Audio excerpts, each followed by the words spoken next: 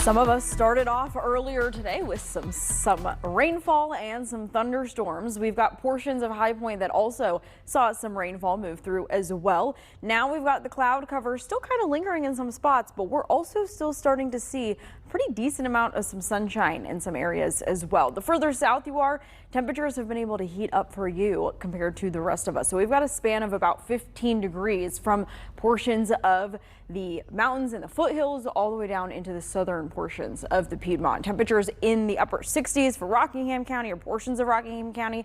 That's the case in Surrey County as well, whereas those in Randolph and Davidson are seeing temperatures in the low to mid 80s, and Montgomery County sitting at 85 degrees. So that heat, something that we're going to be keeping an eye on into the second half of the day today, because heat helps fuel those thunderstorm chances for us, not to mention that we're starting to see that sun come back out again further south. And so that's going to help kind of give us that break in that sunshine to give the potential for reignition of thunderstorms into the second half of our day.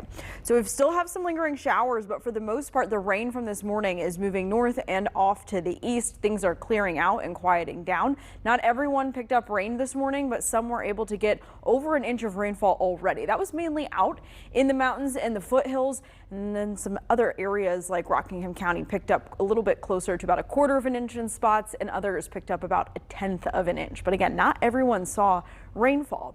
Into this afternoon, we're looking at a severe thunderstorm chance. So a level 1 and level 2 risk for severe weather is in place. That higher risk is further to the southeast of our area, and that does include portions of Randolph County, Montgomery County.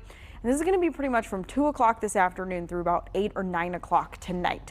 Damaging winds the primary threat with any of those stronger storms. We're talking those kind of microbursts, which is when heavy rainfall kind of dumps down and then you get the outbursts of the winds from that thunderstorm, and that can cause some damage. So we'll have to keep an eye on that, but not to mention we also have a higher risk, or a little bit of a slighter risk, for flooding as well. There are going to be some areas that could see some pretty significant amount of rainfall. That better chance is going to be further to the south and southeast as well. Here's what the timing of everything looks like into this afternoon. We get closer to 2 o'clock, and you'll notice that around 2 o'clock, some showers and storms try to start firing off in the mountains, but it's also down into southeastern portion of the state that we're watching, because that's where the low pressure system is kind of located, and the front is stalled just to the south of us as well.